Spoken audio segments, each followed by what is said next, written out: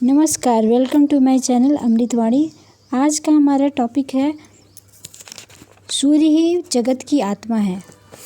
नूनम जना सूर्येण प्रसूता, अर्थात सूर्य ही सब चराचर जगत के उत्पादक एवं सृष्टा है। सूर्य ही प्राण प्रजानाम है। सूर्य ही दिन रात काल का विभाजन करते हैं। ये ही संसार की सृष्टि, स्थिति और संहार के मूल कारण है। इन्हीं के द्वारा संसार संचालित होता है और अंत में उन्हीं में विलय हो जाता है।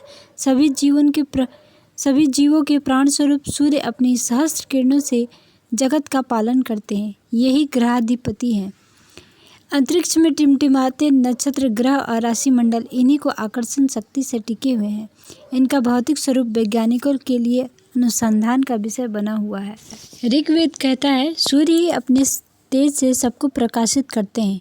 यजुर्वेद के अनुसार यही संपूर्ण भुवन को आलोकित करते हैं। अथर्ववेद में प्रतिपादित है कि ये रोगों का निवारण कर जीवन शक्ति को बढ़ाते हैं। सूर्य की किरणें पृथ्वी के गीले पदार्थों को सोख लेती है और खारे समुद्र के जल को पीने योग्य बना देती है। सूर्य आकाश में जिस मार्ग से गमन करते हैं उसी पथ को रवि पथ कहते हैं। उस मार्ग को 27 मार्गों में विभक्त करके उनके नक्षत्र नाम दिए गए हैं। इस विशाल आकाश स्थान को सौर जगत कहते हैं। इस भ्रमण पथ में सूर्य के साथ उनके आसपास की कक्षाओं में नवग्रह घूमते रहते हैं। 12 महीनों और 12 राशियों की गणना करने से सूर्य के 12 नाम हैं। वर्ष में सूर्य की 2 गतियां होती हैं, उत्तरायण और दक्षिणायन। सूर्य जब उत्तरायण में होते हैं तो दिन दीर्घ बन जाता है और उनके तेज में वृद्धि हो जाती है। दक्षिणायन में रात्रि लंबी होती है और तेज बल की कमी होती है। वैदिक सूर्य विज्ञानी अति वैज्ञानिक एवं गूढ़ है। इसके जानकार ऋषि थे। वर्तमान समय के सूर्य सिद्धांत प्रणेता स्वामी विशुद्धानंद थे, जिन्हें वैदिक सूर्य विज्ञान का गंभीर एवं व्यापक ज्ञान था। वैज्ञानिक भी सूर्य के रहस्य को जानने समझने के लिए प्रयासरत हैं। उन्होंने अपने वैज्ञानिक शोध के आधार पर स्पष्ट किया था कि एक समय ऐसा आता है जब सूर्य शांत हो जाता है और उस पर बनने वाले सन स्पॉट में कमी आती है।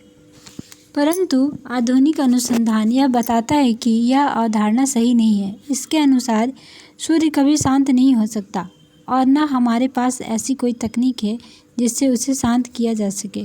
सूर्य में बनने वाले धब्बों को जानने के लिए सूर्य की प्रक्रिया समझनी होगी।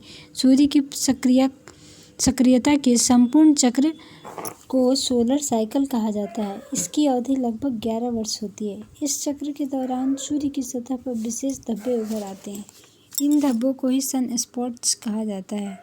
इनमें विस्फोट होता है और सोलर फ्लेयर्स की भारी मात्रा पृथ्वी से टकराती है। वैज्ञानिक मान्यता है कि जब ये धब्बे बनते हैं तब इनके ऊपर स्थित चुंबकीय क्षेत्र में भारी परिवर्तन होते हैं। इसके परिणाम स्वरूप ऊर्जा विकिरण की लपेटों के रूप में मुक्त होती है।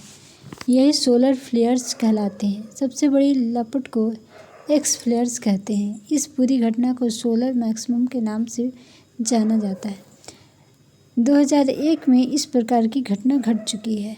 उस समय हुई इस घटना के कारण निकले शक्तिशाली सोलर फ्लेयर्स ने अंतरिक्ष में भ्रमण कर रहे सैटेलाइट्स को कुछ समय के लिए निष्क्रिय कर दिया था। इससे धरती के कुछ शहरों की बिजली व्यवस्था पर प्रभाव पड़ा था। सूर्य पर अध्ययन करने वाले वैज्ञानिकों के अनुसार सोलर साइकिल के अंत में सूर्य शांत होने लगता है।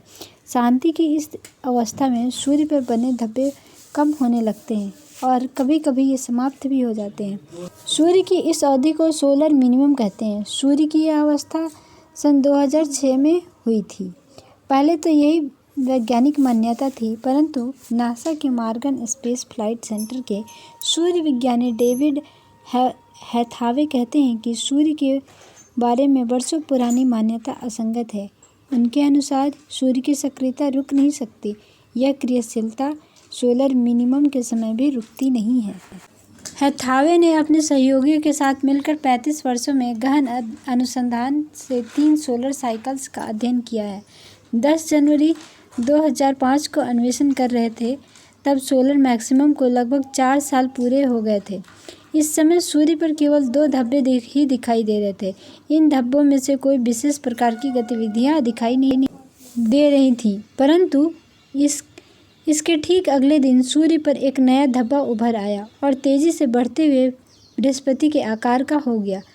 15 और 20 जनवरी 2005 के बीच इन धब्बों ने 2 शक्तिशाली एक्स फ्लेयर्स को जन्म दिया तथा पृथ्वी के वातावरण में विशेष चमक उत्पन्न की। 25 अप्रैल 2005 को फिर से इसी घटना की पुनरावृत्ति हुई। ये धब्बे सूर्य पर एकाएक उभर आए और 48 घंटे के भीतर ही पृथ्वी से कई गुना बड़े दैत्याकार आकारों में परिवर्तित हो गए। सूर्य विज्ञानी इस घटना से अत्यंत अचंभित और विस्मित हैं, क्योंकि इसका नकारात्मक प्रभाव पड़ सकता है। सूर्य की यह अशांत स्थिति जड़ और जीव सभी को प्रभावित कर सकती है। इससे संचार तरंगें बाधित हो सकती हैं और सेलफोन समेत अन्य तकनीकों के प्रयोग पर दुष्प्रभाव पड़ सकता है। यही नहीं, इससे मनुष्य की मानसिकता पर भी प्रभावित हो सकती है। सूर्यग्रहण के समय इस मानसिकता का अध्ययन करते वैज्ञानिक मानते हैं कि इस दौरान मानसिक विकार में वृद्धि होती है और हिंसा, हत्या, अपराध जैसी क्रियाएं बढ़ जाती हैं, जबकि सूर्य की अशांत अवस्था में उससे जुड़ी जीवों की प्राण की डोरी भी डगमगाने लगती है और इसका विपरीत असर पड़ता है। वैज्ञानिक सूर्य के गूढ़ रहस्य को जानने के लिए प्रयासरत हैं, परंतु खोजों के परिणामों के रहस्य और भी गहराने लगते हैं। ऐसे में वैदिक सूर्य विज्ञानी की शरण में जाना पड़ेगा। यदि इसका वैज्ञानिक परिप्रेक्ष्य में अध्ययन अन्वेषण किया जा सके तो नए परिणाम प्राप्त हो सकते हैं। सूर्य का एक नाम सविता भी है। सविता की शक्ति को ही सावित्री कहते हैं। अतः गायत्री मंत्र के जप से सूर्य संबंधी कुप्रभावों का निवारण होता है। गायत्री मंत्र के गर्भ में वह सभी तत्व ज्ञान भरा हुआ है जिसकी व्याख्या के लिए वेद, पुराण, शास्त्र, इतिहास, दर्शन, उपनिषद, ब्राह्मण, आरण्यक, स्मृति, नीति एवं सूत्र ग्रंथों की रचना की गई है। गायत्री मंत्र के जप से इस तत्व ज्ञान का अनुभव किया जा सकता है। अतः हम सबको श्रद्धापूर्वक विधिवत गायत्री मंत्र का जप एवं अनुष्ठान नियमित रूप से करना चाहिए। यही सूर्य साधना है। आज की बात समाप्त हुई। मिलते हैं नेक्स्ट वीडियो में एक नया टॉपिक के साथ। तब तक अपना ध्यान रखिए, खुश रहिए, मस्त रहिए। वीडियो पसंद आई हो तो लाइक करें और शेयर करें। साथ ही वीडियो में अंत तक बने रहने के लिए आपका बहुत बहुत धन्यवाद। चैनल पे पहली बार आए हो तो सब्सक्राइब करें। आपका दिन शुभ हो।